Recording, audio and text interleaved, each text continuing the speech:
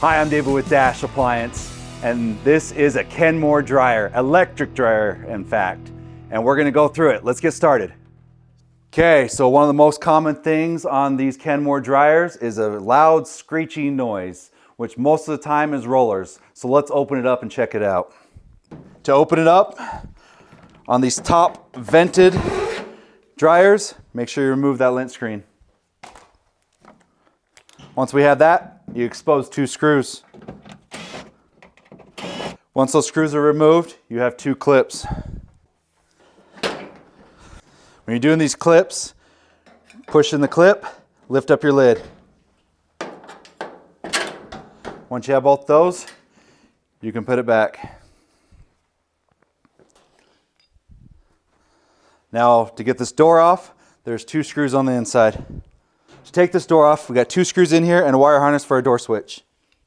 Take off this wire harness, just put a putty knife in there and disengage it. Then take these 2 screws out.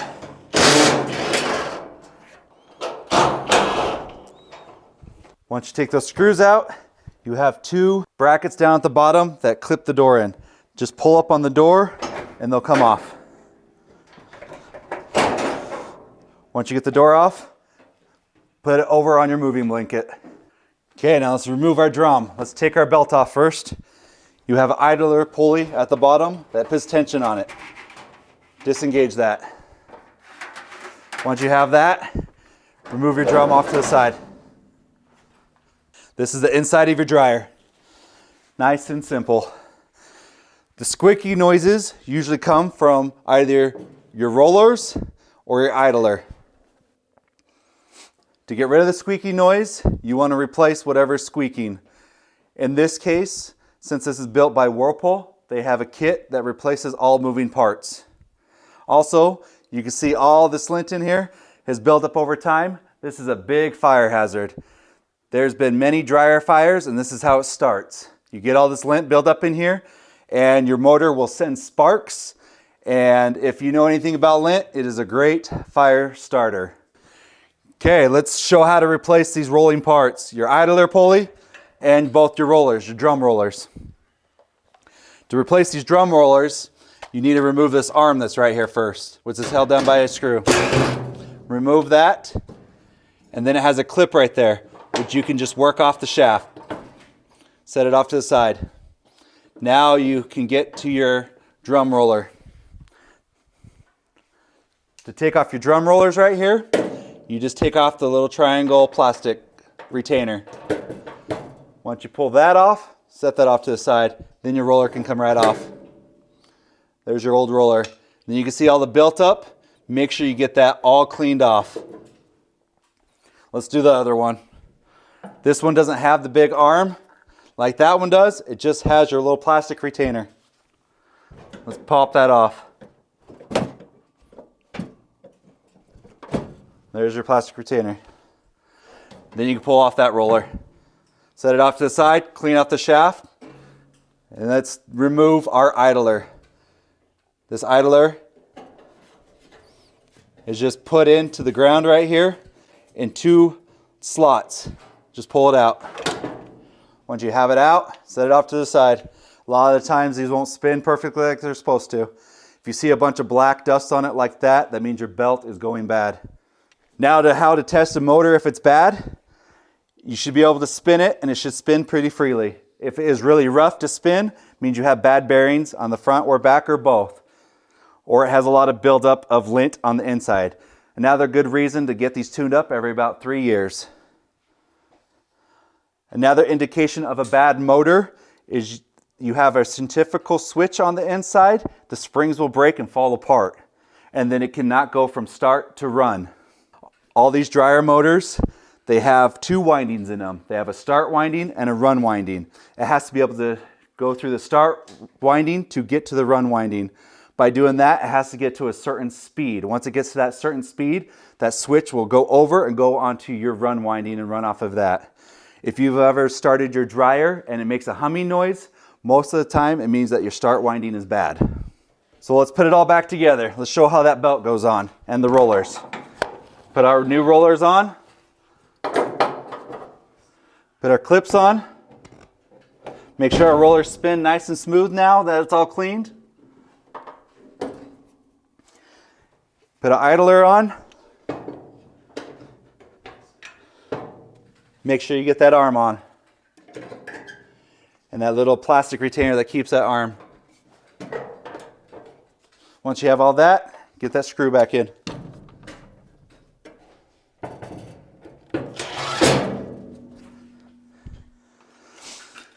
Anytime you take apart this dryer, any type of dryer, make sure you vacuum and clean this as well as possible. You do not want any lint in there. Let's put the drum back on. To put this drum back on, you need to put it back onto those back rollers and rotate it. Make sure you can feel it clip onto those rollers. Once it's on those rollers, let's get the belt on. Okay, so to put this belt back on the tensioner and the motor, make sure your idler pulley is in its tension grooves and it is bending. Once you have that, take your belt, go between the roller and the loop area right here.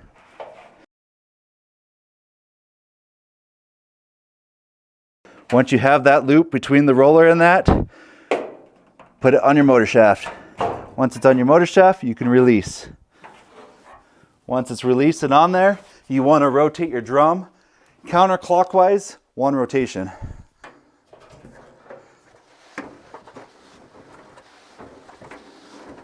Once you've done that, make sure everything still looks good.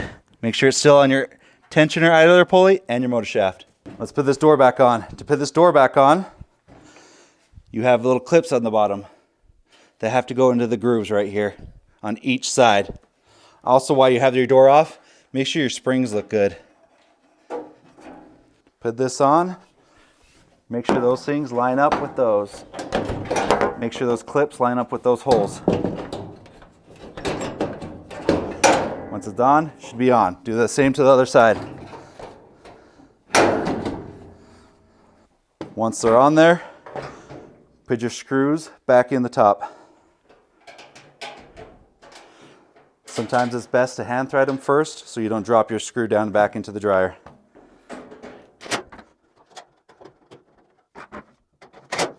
Do not forget your door switch wire harness. And then put the lid back down on.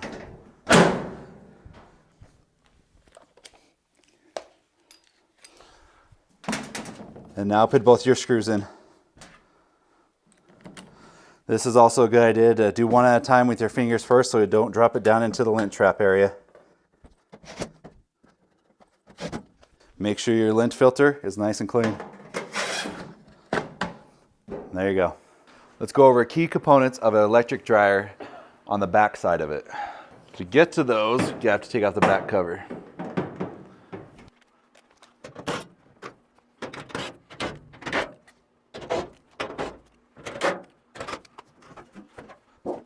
Okay, here on your back of your dryer, you have your heating assembly, which has your heating element, your high limit cutoff, and your high limit thermostat. And on the other side, you have your cycle airflow side, which has your lint trap manifold, your blower wheel, your cycling thermostat, and your thermal fuse. This gets blown out of your house from the dryer. Let's take off the vent manifold to be able to see our blowing area. To do that, you remove your top two screws right behind your lint trap assembly.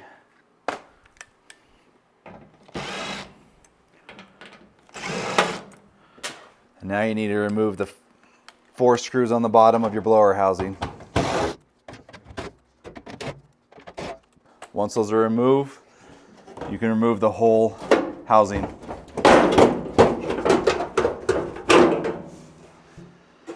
You want to make sure that it's not plugged with a bunch of stuff like that is. That is down where your blower housing is. And this is the inside of your dryer will get sucked in through there. So your air will get pulled from here, from the inside of your dryer, of where your clothes are tumbling, and move through the manifold down to our blower. Once it's down here, it moves through there and comes out and goes out of your house. Your thermostat right here controls your temperature of your heating element. This will go anywhere from 130 up to 175 if it's working correctly. This thermostat on this unit is just a bimetal piece on the inside. You have your two wires that go to your timer and your element.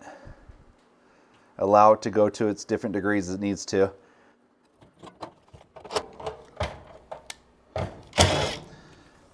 This part above your thermostat is your thermal fuse. This will blow if your vent is not properly flowing. If it's getting clogged with lint on the outside or inside of it, it is always a good idea, if it's longer than 5 feet, to get it cleaned out every other year. Whenever it is blown, it is a good idea to replace both of these together, your thermostat and your thermal fuse, and then make sure that vent is nice and clear. Now for the heat side, we have our cutoff, a high limit cutoff up here at top, and then we have our high limit thermostat. They help regulate the heat of your heating element.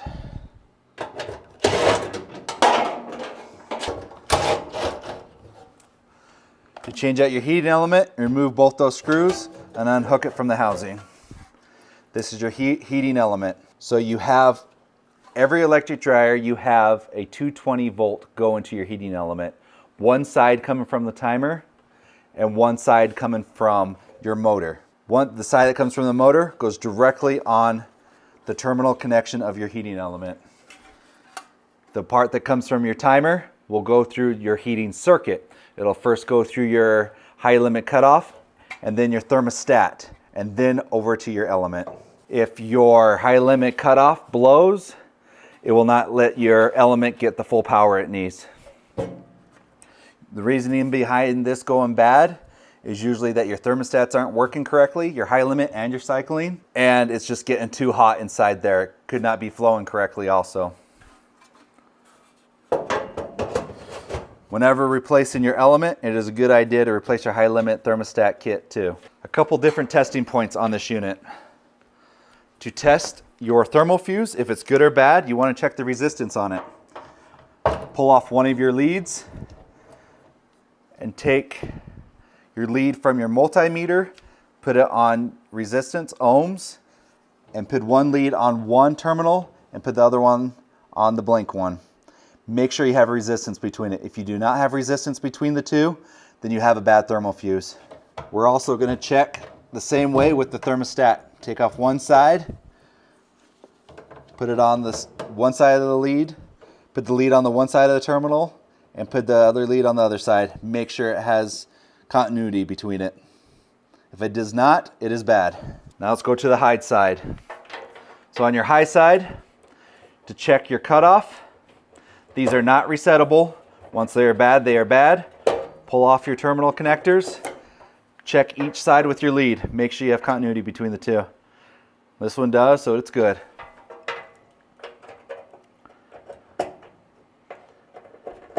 Now we'll check our high limit side, our high limit thermostat. Check that lead up top. Check on the bottom. Now if you want to see if your heating circuit is checking properly, pull off the one lead on the outside that is not connected to your thermostat, and then pull off the lead that goes up to the timer.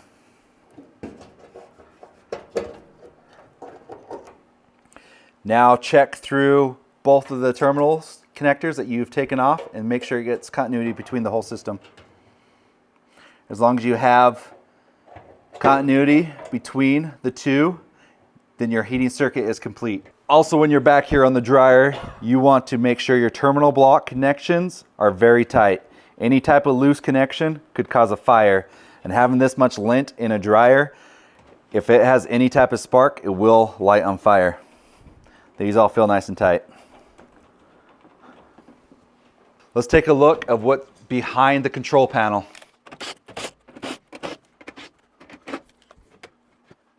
So behind your control panel, you will have your timer mechanism. It'll send power to where it needs to, depending on what setting you have it on. You will have your wrinkle guard connection, which just goes off of your thermostat.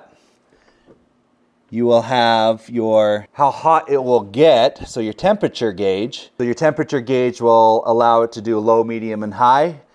It will adjust your thermostat to where it needs it to do it between 130, 150, or it needs to make it hotter and get up there at 150 to 175. And then you just have your little buzzer of when it's done. You can turn it on and off, it'll buzz at you. In these dryers, if you ever need to look at a wire diagram or a schematic, you will usually find them back here in this compartment where all the control parts are. It'll allow you to go through the different wire sections of what connects where. Okay, so a couple things to go over on this timer. It is the brains of your whole unit, and it does go bad. Some things that it will do, if it is going bad, and to tell if it's a timer, you won't get heat to one side of your circuit of your heating side, to where it will only get 110 instead of 220 to the whole thing. That can come from your timer side. Also, if your timer is not moving and it just seems like it just keeps drying and drying and drying and not shutting off, it just keeps tumbling, that means this little motor on here is just not working anymore. They go out. If the timer's not working correctly, it won't send the correct power down to your element or to your motor. And you can look at your wire diagram and trace wires to see what way it's not sending the power correctly. So whenever I come to a dryer and I have, say, a heating, it's not heating correctly, this is kind of how I break things down. I will make sure I have correct power go into my terminal block from the wall. So I have my 220, my 110 to the neutral. If that's good, my next step is to come back here, take off this back panel, and make sure I have no broken wires or loose connections. Once that is verified, then I will go down to my element after I've already unplugged everything and make sure that I have resistance in my heating circuit. Or if I have resistance in my heating circuit and it's still not getting hot like it's supposed to, I will take off one of my terminal connectors and see if I'm getting 110 on each side. And if it's not heating, most likely one of those sides is not getting 110. Then I need to look at my wire diagram and see what side I'm not getting my 110 on. So I'll take off one and I'll look at my diagram and see if I'm not getting my 110 from my timer side or if I'm not getting my 110 from my motor side, and kind of narrow it down from there. If it's my timer, then I'll go check out my timer and see why I'm not getting the 110. If it's a broken contact in the timer, if the dial's not moving like it's supposed to, or if it has a loose connection. If I'm getting only 110 through my timer side but not my motor side, I'll go over to my motor side and see if my centrifugal switch on my motor is working correctly and sending the correct power over. Once I have justified where that 110 is not coming from, fix the problem of what's going on, either the timer or the motor.